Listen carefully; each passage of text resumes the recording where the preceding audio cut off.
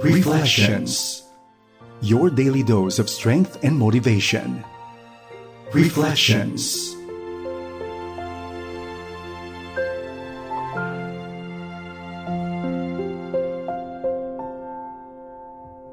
Magandang araw kaagapay! Salamat sa iyong pagsama sa akin dito sa programang Reflection sa FEBC Radio TV. Ako po ang inyong kaibigan, si Ruth Larama Dizon. Kumusta na ikaw, kaibigan? Sana ay nasa mabuti kang kalagayan at handang makinig sa loob ng 30 minuto dito sa ating programa upang sama-sama nating pagbulay-bulayan ang sinasabi ng Diyos sa Ephesians 2 verse 10. For we are God's masterpiece. He has created us anew in Christ Jesus so we can do the good things He planned for us long ago. Ephesians 2, verse 10. Nung nakaraang linggo po, ako'y napagawi sa lugar ng Los Baños sa Laguna at na-meet ko ang isang young artist kung saan pinakitaan niya ako ng kanyang napakagandang mga guhit ng mga ibon, At talagang nakakamangha ang detalye na kanyang iginuhit ang mga ibon na ito. At aking nagustuhan ang isa sa kanyang mga paintings na isang eagle. Meron din siyang paintings ng doves, ng maya, lahat ng klaseng ibon.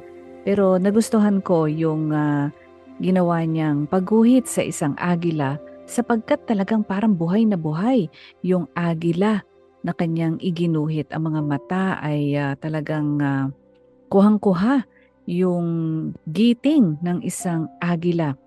At talagang habang ginagawa niya yun, ay naisip ko siguro ang tindi ng kanyang focus, the attention to detail that she put into everything para magmukhang talagang buhay na buhay ang agila na yun.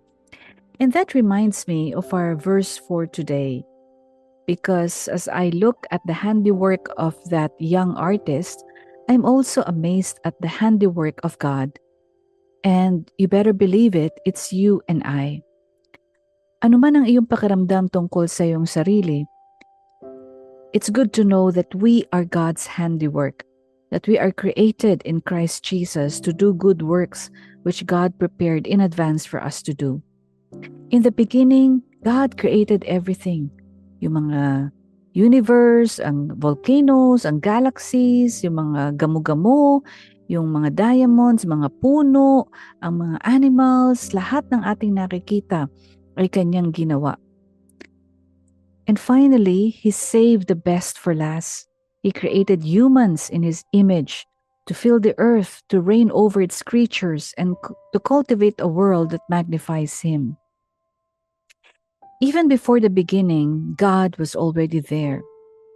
He is without any beginning and He is without any ending. He is the Alpha and the Omega. He spoke time and space into existence while existing outside of time and space. And long before you and I were born, God already knew all about me, all about you. Our strengths, our weaknesses, our successes and failures. Alam tayo ng Lord, inside and out.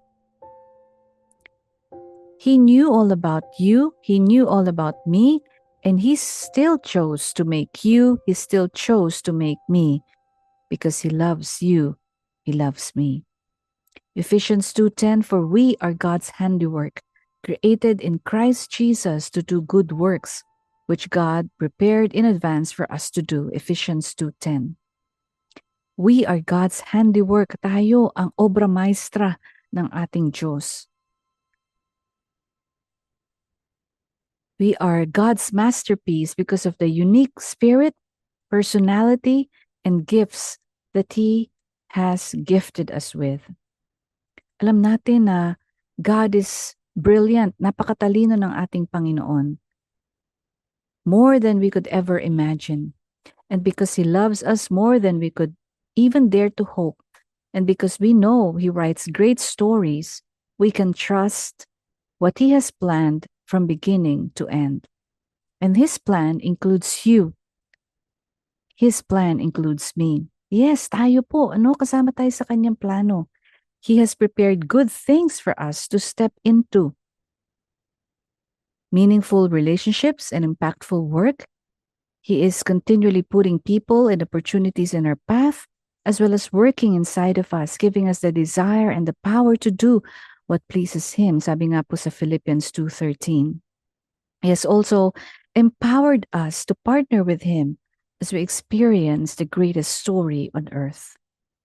So kapatid, ano man ang iyong pinagdadaanan, ano man ang iyong self-image, no, tungkol sa iyong sarili, remember, you are God's masterpiece. You are God's handiwork. You are His workmanship, His work of art. And as you consider how God has intentionally designed you and placed you at this specific point in history, consider mo rin ano yung mga passions and callings and giftings that He has placed on your heart and in your life. This could be one big thing or several small things, but as you think about that, ano yung mga steps na kinakailangan nating gawin to pursue the calling with God-given confidence, ang plano ng ating Panginoon sa ating buhay?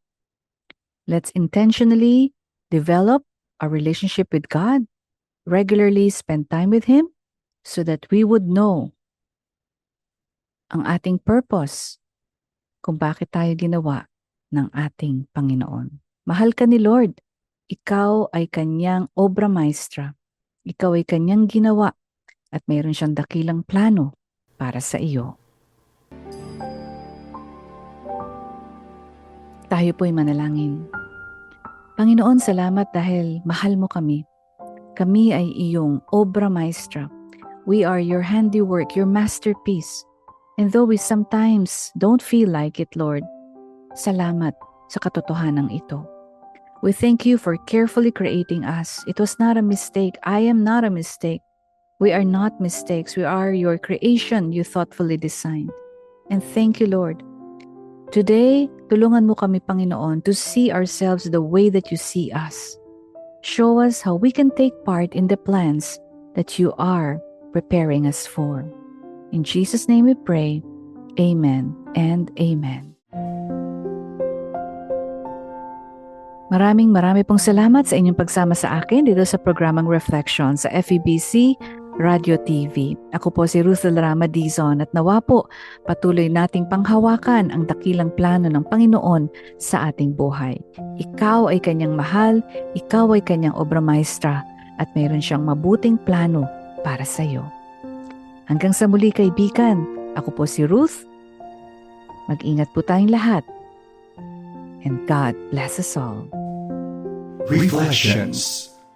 Your daily dose of strength and motivation.